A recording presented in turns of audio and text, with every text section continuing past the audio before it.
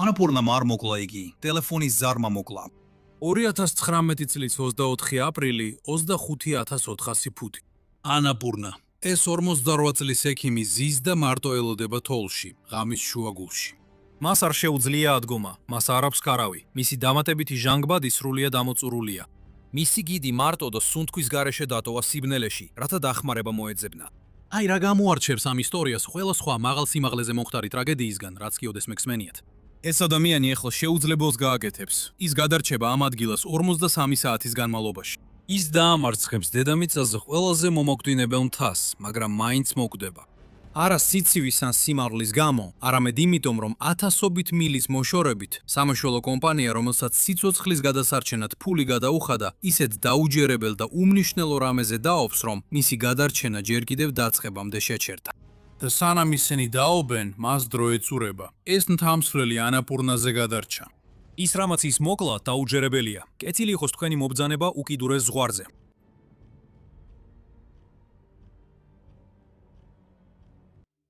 2019 წლის 22 აპრილის ღამეს 32-მა მთამსვლელმა ანაპურნას მწვერვალისკენ ასვლა დაიწყო. დიახ, სწორად გაიგეთ, 32.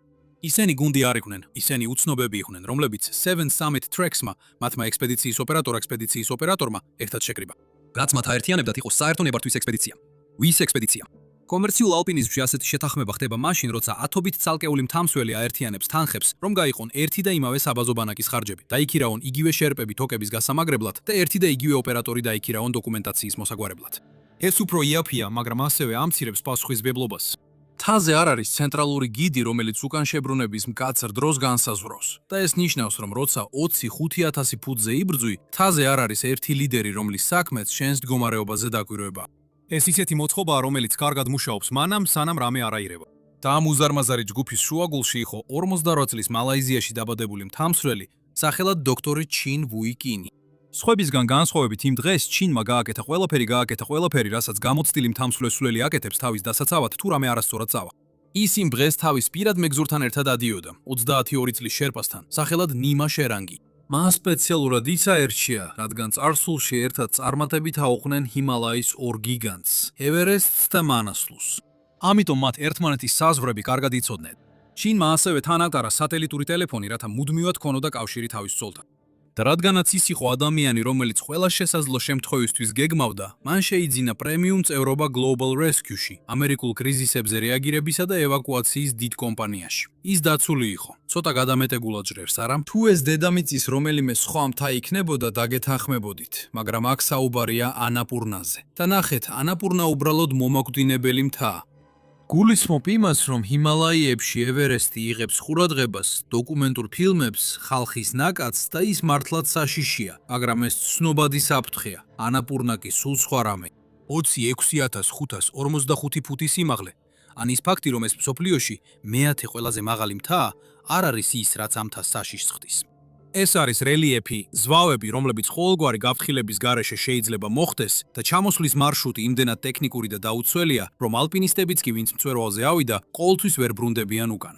ისტორიულად ანაპურნაზე ყოველი 3 წარმატებით ასული ადამიანიდან 1 იღუპება ამ მთაზე. შედარებისთვის ევერესტის თანაფარდობა დაახლოებით 100-დან 2-ია, როგორც ხედავთ. ანაპურნა ბევრად უფრო მომაკვდინებელია.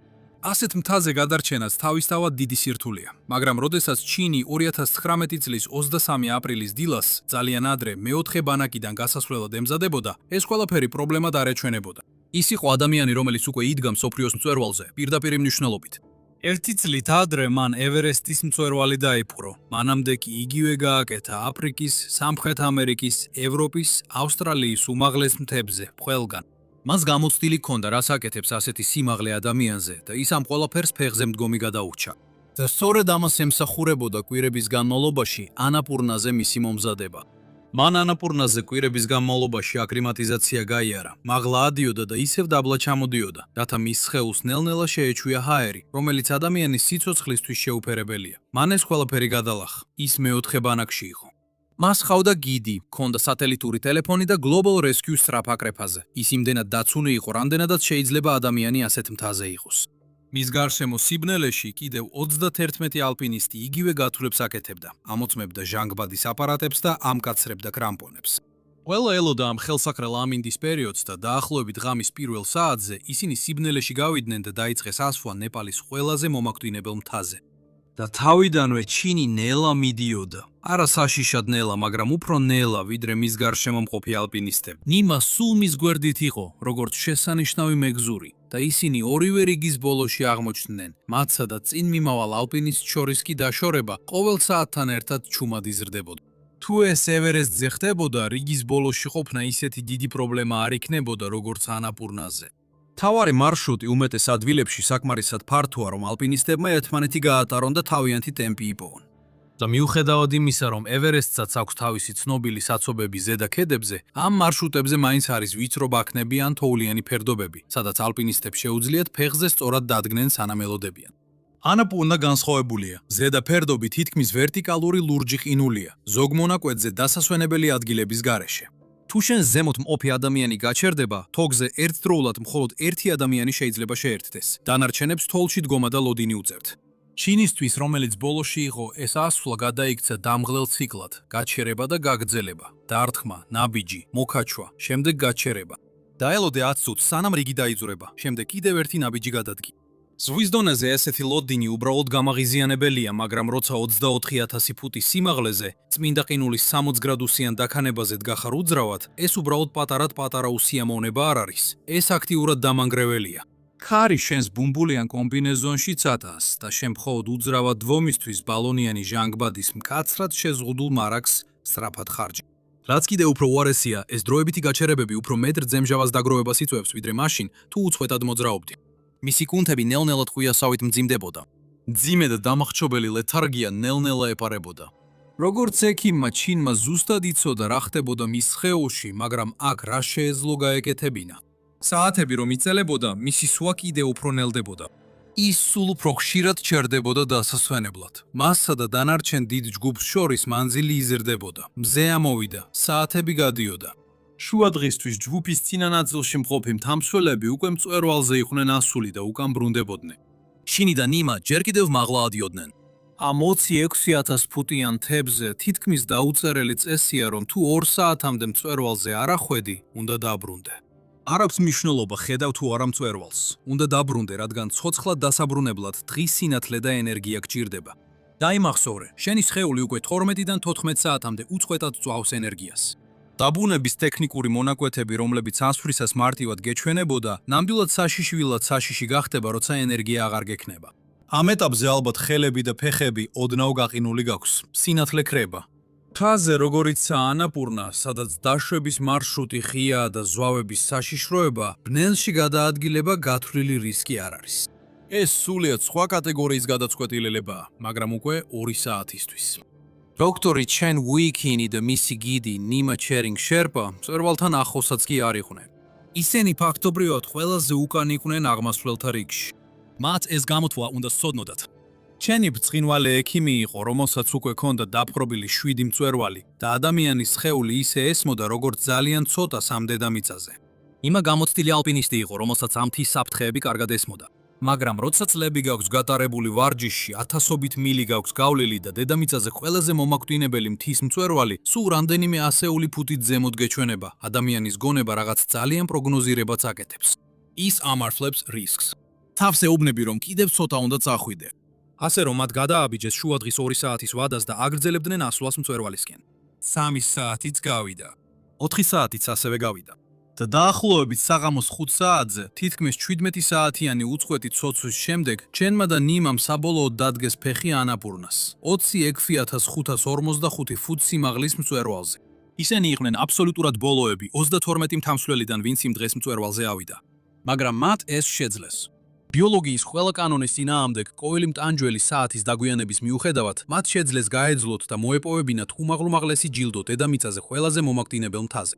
ეს უბრალოდ იყო უდიდესი მიღწევა და როცა მწვერვალზე ფოტოები გადაიღეს, მათ თავიანთი განსაკუთრებული გზით იზეიმესეს. მაგრამ მწვერვალზე ასვლა მხოლოდ მოგზაურობის პირველი ნახევარია. ეხლა მათ უნდა ჩასულიყვნენ და ჩინის სხეულს აღარაფერი ჰქონდა დარჩენილი. მზის შუქი უკვე ქრებოდა, როცა ისინი დაღმართზე დაეშვნენ. ტემპერატურა სწრაფად ეცემოდა. ბანაკში საკმარისად ძლიერი ფარანი ეხლა მხოლოდ ვიწრო წრეს ანათებს იმ რელიებზე, სადაც სრული ხილვადობაა საჭირო. და ანაპურნას დაშვების მარშრუტი ზედა ფერდობზე გადის ისეთ მონაკვეთებში, სადაც ერთი არასწორად დადებული კრამპონი ნიშნავს ვარდნას, რომელსაც ვერავინ გადაურჩება. ისინი ფრთხილად, ნელად ჩამოდიოდნენ. შენი სხვანაირად იბრძოდა ვიდრე ასვლისას. ასვლისას სხეული მაინც იმას აკეთებს, რისთვისაცაა შექმნილი, ენერგიას გამოიმუშავებს და წინ მიიწევს. 17 საათის შემდეგ ამ სიმაღლეზე ჩამოსვლისას სხეული უბრალოდ ცდილობს როგორმე თავი შეინარჩუნოს. შემდეგ ისინი ფრანგულ კულუართან მივიდნენ. ფრანგული კულუარი უზარმაზარი თითქმის ვერტიკალური ყინულის არხია, რომელიც პირდაპირ კვეთს ანაპურნას ჩრდილოეთის ფერდობის ზედაკლდის ზონებს. ყველაფერი, რაც მწვერვალიდან ვარდება, პირდაპირ ეშვება ამ ვიწრო 50 გრადუსიან არხში. უსიან არხში მის გავლა ასვლისას, როცა ჯერ კიდევ ენერგიაც გაქვს და ყურადღებაც უკვე საკმაოდ რთული. 17 საათის სიბნელეში გატარების შემდეგ, როცა ფეხებში აღარაფერი დაგჭა, ამ არხში დაბრუნება უკვე სრულიად სხვა პრობლემაა. ყოველი ნაბიჯი სრულ კონცენტრაციას მოითხოვდა. კონცენტრაციას და ფეხების იმ მინიმალურ ძალას, რაც ჩინს უბრალოდ აღარ ქონდა. ასე რომ გასაკვირი არ არის, რომ ამ მონაკვეთში მისმოეთში მისმა ფეხებმა უბრალოდ შეცვით ეს მუშაობა. ვეღარ მოძრაობდა. უბრალოდ ჩამოჯდა თოლში და ვეღარ წამოდგა. ნიმა მაშინვე ცდილობდა დაეხმარებოდა. კაჩავდა, გადაადგილებდა, ყველა შესაძლო კუთხით ცდილობდა. ვერც ერთი ეს მეთოდი არ გაჭრა. და უარესი ის იყო, რომ ჩინის დამატებითი ჟანგბადის ბალონმა შიშინი დაიწყო. ის ცარიელი იყო. Seven Summit Treks-მა ჟანგბადის ბალონები მხოლოდ ჩვეულებრივი ასვლისთვის მიაწოდა. ყოველი საათი, რომელიც გზაზე საცობებში გაჩერებით გავიდა, ჟანგბადს უფრო სწრაფად ხარჯავდა, ვიდრე დაგეგმილი იყო. მისი ასვლა თავად 17 საათი გაგრძელდა, რაც ჩვეულებრივზე ბევრად მეტია. მისი ჟანგბადი უბრალოდ არასდროს იქნებოდა საკმარისი. ნემო ახლა გიდისთვის ყველაზე უარესი შესაძლო სცენარის წინაშე იდგა. მისი კლიენტი, ადამიანი, რომელმაც მას თავისი სიცოცხლე ანდო, იჯდა თოლში 25400 ფუტზე. გარშემო არავინ იყო, ჰაერი აღარ ქონდა და ვერ მოძრაობდა. დამატებითი ჟანგბადის გარეშე ასეთ სიმაღლეზე გადაღლილი სხეული დიდხანს ვერ გაძლებს აქ და ნიმა ვერ შეძლებდა მისი მარტო ჩამოყვანას. ამიტომ ჩინის გადასარჩენად ნიმამ გააკეთა ის, რისი გამბედაობაც ასეთ სიტუაციაში თითქმის არც ერთ ადამიანს დედამიწაზე არ ექნებოდა. მან საკუთარი დამატებითი ჟანგბადის აპარატურა მოიხსნა და ჩინს მისცა. უბრალოდ დაფიქრდით, რას ნიშნავს ეს. ნიმა შეგნებულად აკენებდა საკუთარ თავს მძიმე ჰიპოქსიისა და ძლიერი მოყინვის რისკის ქვეშ, მხოლოდ იმისთვის, რომ თავის კლიენტს კიდევ რამდენიმე საათით გაეხანგრძლივებინა სიცოცხლე. ის კიდევ ერთხელ შეეცადა ჩინისთვის ხელი მოეკიდა და აეყვანა, რომ გზა გაეგრძელებინათ, მაგრამ ეს უშედეგო იყო. დამატებითი ჟანგბადი საკმარისი იყო იმისთვის, რომ მისი ტვინი ფუნქციონირებდეს, მაგრამ ის ვერ ანაცვლებდა იმ ფიზიკურ ძალას, რომელიც უკვე დაკარგული ჰქონდა. ჩინი ისევ სრულიად უძრავი იყო. ნიმა მიცოდა, რომ აქ გაჩერება სახიფათო იყო. თავისთვის დამატებითი ჟანგბადის გარეშე მისი სუნთქვაც შეწყდებოდა და თუ დილამდე დარჩებოდა, არც ერთი მათგანი ცოცხალი ვერ იპოვებოდა. ასე რომ მის წინ ორი რთული არჩევანი იდგა. უნდა დაეტოვებინა კაცი, რომლის დაცვაზეც პირობა ჰქონდა დადებული, მარტო მთაზე სიბნელეში თუ დარჩენილიყო და როგორმე სამაშველო დახმარების იმედი ჰქონოდა. ნიმამ წასვლა გადაწყვიტა. მან ჩინს უთხრა, რომ დახმარების მოსაყვანად მეოთხე ბანაკში მიდიოდა. შემდეგ წამოდგა და მარტო, დაღლილი და ჟანგბადის გარეშე დაეშვა ქვემოთ დედამიწაზე ერთ-ერთ ყველაზე მომაკვდინებელ მთაზე. ის თვითონაც ძლივს გადაურჩა დაღუპას. სიბნელეში სადღაც წაიქცა და ზურგი თითქმის მოიტეხა. ყინვისგან მიღებული დაზიანება ყოველ ნაბიჯზე უფრო ღრმად ვრცელდებოდა მის ხელებსა და ფეხებში, მაგრამ ის მაინც გარბოდა ქვემოთ, ერთი მიზნის გამო. ჩინი ჯერ კიდევ ცოცხალი იყო იქ ზემოთ და ეს ვინმეს უნდა სცოდნოდა. მეოთხე ბანაკში მიჩოხდა 2019 წლის 24 აპრილს 4 შაბათს, ღამის 12:30-ზე ის ძლივს იყო გონზე.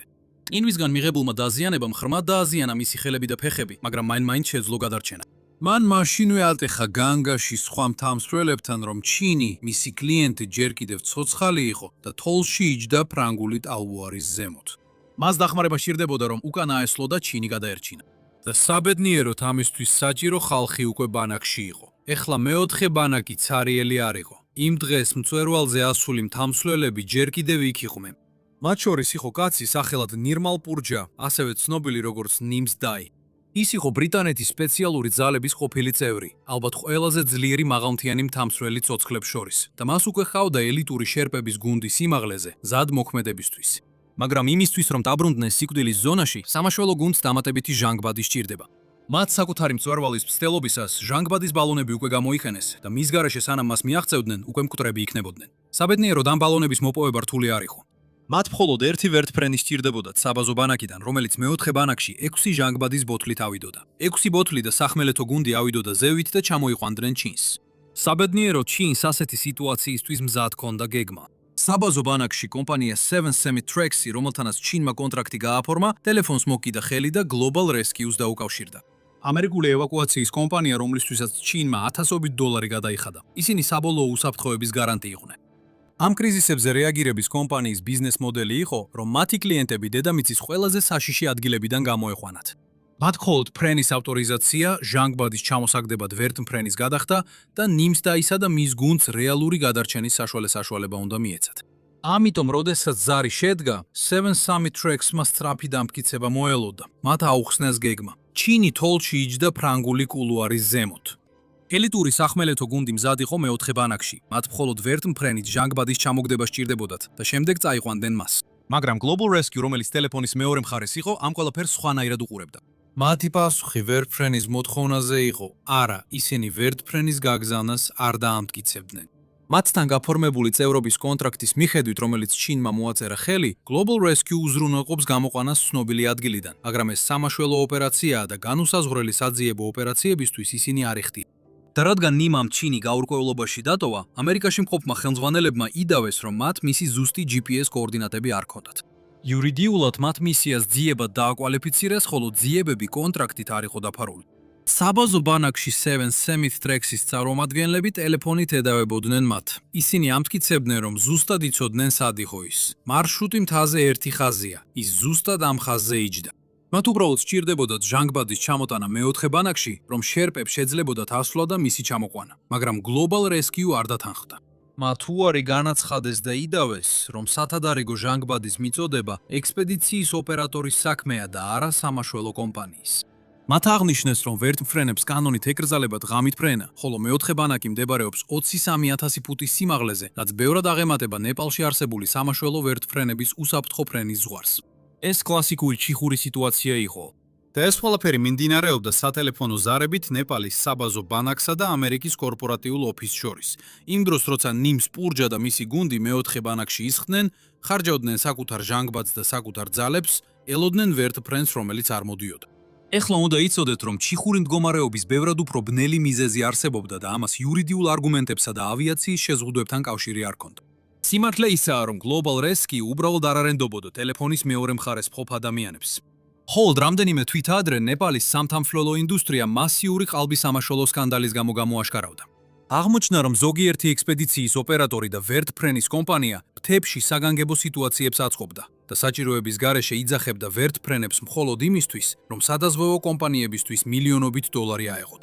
Global Rescue უკვე ერთხელ მოთხოვებული იყო. 7 Summit Tracks სინამდვილეში ნეპალის მთავრობამ 2018 წელს დააჯარიმა $44,000, რადგან ალპინისტებს ყალბი ნებართვებით აყავდა მთაზე, რაც სრულიად განსხვავებული ბრალდებაა. მაგრამ ამერიკაში კორპორატიული ოფისიდან ეს უფრო გავდა ოპერატორს, რომელიც გირეკავს, გთხოვს ფრენას, რომელიც ავიაციის წესებს არღვევს და გთხოვს გადაიხადო თანხა იმისთვის, რომ გადაარჩინო ალპინისტი, რომელსაც არც კი იცნობდა, არც კი იცის სად იყო.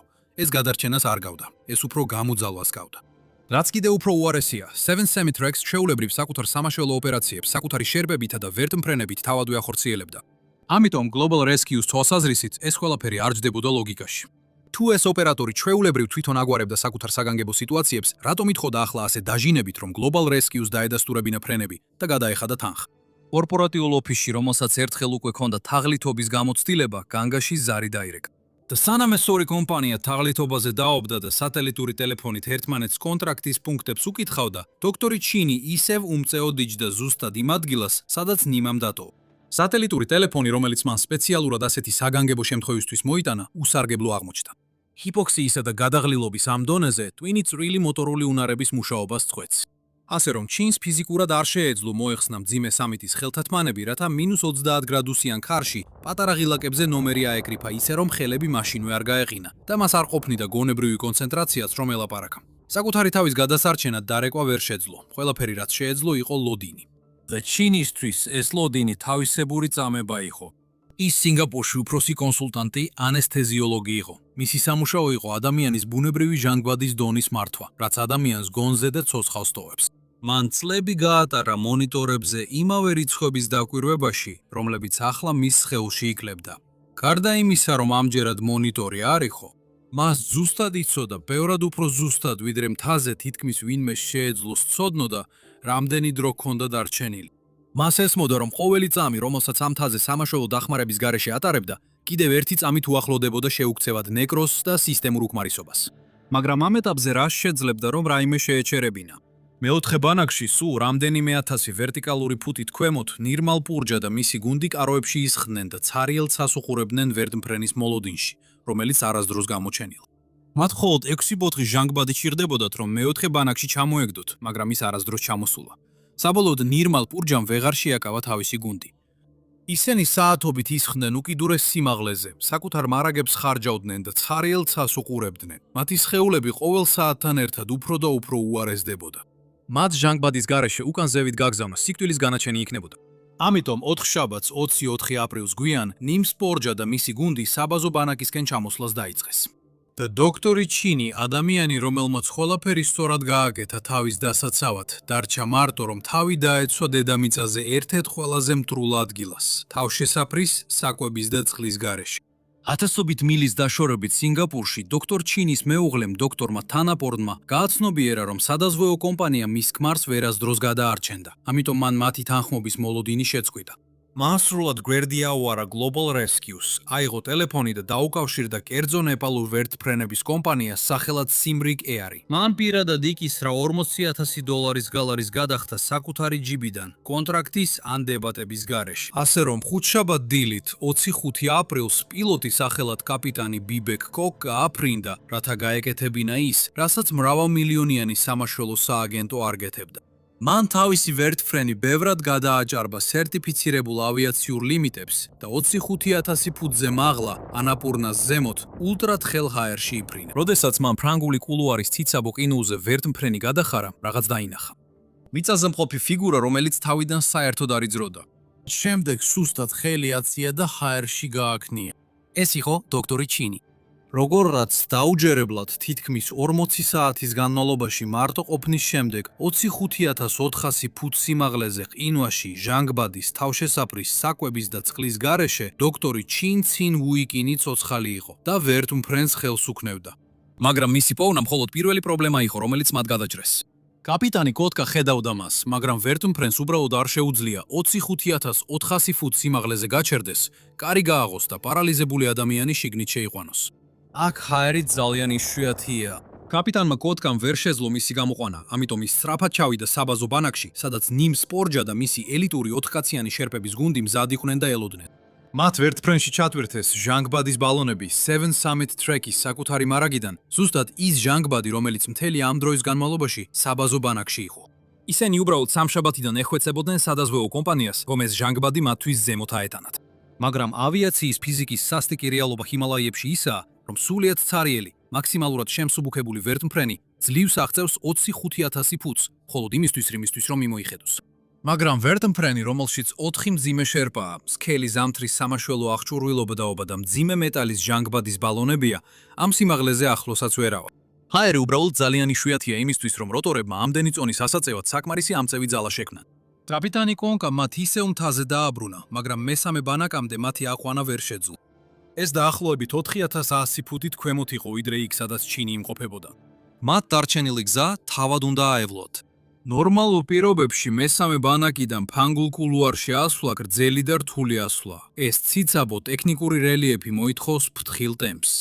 ჟანსაღი აკლიმატიზებული გუნდისთვის, დასვენებული ფეხებითა და მთელი ღამის ძილის შელის შემდეგ, ეს ასვლა 16 საათს გრძელდება. მაგრამ ნიმს პორჯამ და მისმა გუნდმა იცოდნენ, რომ ჩინი თოლში 40 საათზე მეტხანს იჯდა. მათ იცოდნენ, რომ ყოველი წუთი, რომელიც ასვლაში გაატარეს, ჩინის სხეულის ტემპერატურის კიდევ უფრო ვარდნას ნიშნავდა. ამიტომაც თავი არ დაიზოგეს. ისინი მიემაგრნენ დამაგრებულ თოკებზე და დაიწყეს სასტიკი, დამქანცველი სირბილი პირდაპირ ამ მთაზე. მინდა სრულად გაიგო, რამდენად რთული იყო ეს მცდელობა. ისინი მძიმე ჟანგბადის ბალონებს ატარებდნენ და მკარ სამაშველო ციგას მიატრევდნენ. იმ სიჩქარით, იმ სიმაღლეზე და იმ წონით გადაადგილება ერთ-ერთი ყველაზე რთული რამაა, რაც შეიძლება სხეულს მოსთხოვო. მაგრამ მათი ძალისხმევის წყალობით მათ ასვლა 16 საათში კი არ დაასრულეს, არამედ მხოლოდ 4 საათში. და როდესაც ნიმსპორჯა და მისი გუნდი საბოლოოდ გადაევლნენ ქედს და მიაღწიეს თოლს ფრანგული კულუარის ზემოთ, დაახლოებით ხუთშაბათს 2019 წლის 25 აპრილს შუა დრისას მათ ჩინი ზუსტად იმ ადგილას იპოვეს, სადაც პილოტმა თქვა. ის ვეღარ დგებოდა და ვეღარ დადიოდა, მაგრამ გონზე იყო, ფხიზელი იყო. გუნდმა არც ერთი წამი არ დაკარგა. მათ მაშინვე მიაერთეს ახალი ჟანგბადის ბალონი და მყარა დაამაგრეს სამაშველო ციგაზე, რომელიც თან ჰქონდათ. შემდეგ კი დაიწყეს მძიმე ფიზიკური შრომა მისი ჩამოსაყვანად. მძიმე ციგის ჩამოყვანა 60 გრადუსიან ციცაბო ყინულზე უზარმაზარ ფიზიკურ ძალას მოითხოვს. ჯგუფს უწევდა საკუთარი თავის დამაგრება, მისი წონის დაჭერა და ციგის ფიზიკურად ჩამოშვება, მონაკვეთ-ნაკვეთ დედამიწაზე ყველაზე საშიშ მთაზე. მათ მთელი ხუთშაბათის ღამე მოძრაობა გააგრძელეს და ამ სასტიკ დაღმართზე სადღაც ჩინმა გონება დაკარგა. მან გადარჩენა შეძლო დედამიწაზე ყველაზე საშიშ მთაზე მიტოვების შემდეგ, მაგრამ ასეთ უკიდურეს პირობებში გადარჩენა დიდწილად ადრენალინზე და ფსიქოლოგიურ უარზეა დამოკიდებული, რომ არ მოხდე. როგორც კი სამაშველო ჯგუფი მივიდა, მისმა ტვინმა იცოდა, რომ ბრძოლა დასრულდა და მას აღარაფერი ჰქონდა დასამტკიცებელი. გაითიშა. პარასკევის დილით ნიმსპორჯა და მისი გუნდი წარმატებით ჩამოიყვანეს იგი საბაზო ბანაკში, საიდანაც იგი ჰაერით გადაიყვანეს კატმანდუს რეანიმაციულ განყოფილებაში. სწორედ იქ გამოჩნდა საბოლოოდ მისი სხეულის დაზიანების სრული მასშტაბი. მისი გულისცემა თითქმის არ ფიქსირდებოდა. მისი სხეულის ტემპერატურა საშიშად დაბალი იყო. ექიმებმა, რომლებმაც მიიღეს იგი, თქვეს, რომ მისი მოყინულობა ხელებსა და ფეხებში ღრმად იყო შეჭრილი. ის სუნთქავდა, მაგრამ ძლივს. კატმანდუში მდგომარეობის სტაბილიზაციის შემდეგ ჩენი საჰაერო სასწრაფო დახმარებით გადაიყვანეს სინგაპურში, იმ საავადმყოფოში, სადაც მისი ცოლი ელოდებოდა. ქვეყანაში, სადაც მან კარიერა აიწყო, ოპერაციულ მაგიდებზე სხვა ადამიანების სიცოცხლის გადარჩენით, ზუსტად ისეთზე, როგორზეც ეხლათ რახლა თავად იწვა. ერთ წამს ასე ჩანდა, თითქოს შეუძლებელი მოხდა. თითქოს კაცმა ანაპურნას და იმ სისტემას, რომელმაც მას უნტყუნა, ორივე საჯობა, მაგრამ უკვე გვიანი იყო. საათებმა, რომლებიც მან თოლში ჯდომაში გაატარა, სანამ საბაზო ბანაკი და კორპორატიული ოფისი ლექსიკონის განმარტებებზე დაობდნენ, ისეთი ზიანი მიაყენა, რომელსაც თანამედროვე მედიცინა უბრალოდ ვეღარ გამოასწორებდა. ხედავ, გაყინულ სხეულს შეგიძლია ისევ გაათბო, შეგიძლია სითხეები შეუყვანო და ვენტილატორზე დააყენო, მაგრამ უჯრედულ შიმშილს ვეღარ გააუქმებ. მოყინულობა მის ქსოვილებში ღრმად იყო შეჭრილი. მისი სხეულის ძირითადი ტემპერატურა იმდენად დაეცა, რომ აღდგენა შეუძლებელი გახდა. 2019 წლის 2 მაისს ინტენსიური სამედიცინო მკურნალობის შემდეგ და ანაპურნას მწვერვალზე ასვლიდან, ცოტა მეტი ვიდრე 1 კვირის შემდეგ, ექიმი ჩინ ვუიკინი გარდაიცვალა. ის 48 წლის იყო. მაშინაც კი ნემა ჩერინგ შერპა, მისი მეგზური და ახლო მეგობარი, ძლივს გადარჩა. მან რამდენიმე კვირა გაატარა ხერხემლის ტრაუმისა და ყინვისგან მიღებული დაზიანებებისების აღდგენაში, რომლებიც ბოლო დაშვებისას მის ხელებსა და ფეხებში გავრცელდა. სანამ ექიმები გარკვეული დროის განმავლობაში არ იცოდნენ, დაკარგავდა თუ არა 3 თითს ფეხზე. მან საკუთარი ჟანგბადი დათმო, რათა თავის კლიენტს კიდევ რამდენიმე საათი ეყიდა და ამის გამო თითქმის საკუთარი სიცოცხლით გადაიხადა. ადვილი ამ ამბავს შეხედო და თქვა, რომ ეს არის კატასტროფა ბევრი ჩახლართული ფაქტორით და გარკვეულწილად ასეც არის. 32 ალპინისტი ერთსა და იმავე მწვერვალზე ასვლისას ნამდვილად კატასტროფას მოასწავებდა. ექსპედიციის ოპერატორი, რომელიც მთაზე უზარმაზარ ჯგუფს დიდი დამატებითი ჟანგბადის მარაგის გარეშე აღყავს, უბრალოდ იმ შემთხვევაში თუ საგანგებო სიტუაცია მოხდება, პრობლემურია. და თუ გულწრფელები ვიქნებით, შუადღის 2 საათზე შებრუნების ვადის გადაცილებით ასვლა თავისთავად სახიფათო იყო. ამ ისტორიაში არც ერთი ადამიანი არ გამოუვიდა სრულიად უდანაშაულოდ. მაგრამ სიმართლე ისაა, რომ ეს ყველაფერი დოქტორ ჩინს არ მოუკლავს. დოქტორ ჩინი ბიზნეს გადაწყვეტილებამ მოკლა. მან ყველაფერი გააკეთა, რაც უნდა გაგეკეთებინა. მან $1000 გადაიხადა უზარმაზარი კორპორატიული ორგანიზაციისთვის, ერთი ძალიან კონკრეტული დაპირების სანაცვლოდ. თუ ყველაზე ცუდი მოხდება, ჩვენ მოვალთ და გამოგიყვანთ. და როცა ყველაზე ცუდი მართლაც მოხდა, მისი ცხოვრება ამინდმა, მიზიდულობამ ან სიმაღლემ არ განსაზღვრა. ის განსაზღვრა კორპორატიულმა რისკ მენეჯერმა, რომელიც დაობდა სიტყვა ძებნის იურიდიულ განმარტებაზე. როგორ ფიქრობთ, რა აზრი აქვს უსაფრთხოების ბადეს, თუ მის დამჭერ ადამიანებს შეუძლიათ მას მაშინვე ხელი გაუშვან, როგორც კი ფული დაუჯდებათ? ანაპურნას ეს კატასტროფა დაამტკიცა, რომ დაზიანებული კორპორატიული სისტემა ისეთივე მომაკვდინებელია, როგორც სიკვდილის ზონა. და 2026 წელსაც კი სიკვდილის ზონა უფრო უსაფრთხო არ ხდება. თუ გსურთ ნახოთ, როგორ გახდნენ 5 მთამსვლელი ისტორიაში ყველაზე გადატვირთული ევერესტის სეზონის მსხვერპლი, ეს ისტორია სწორედ აქ არის.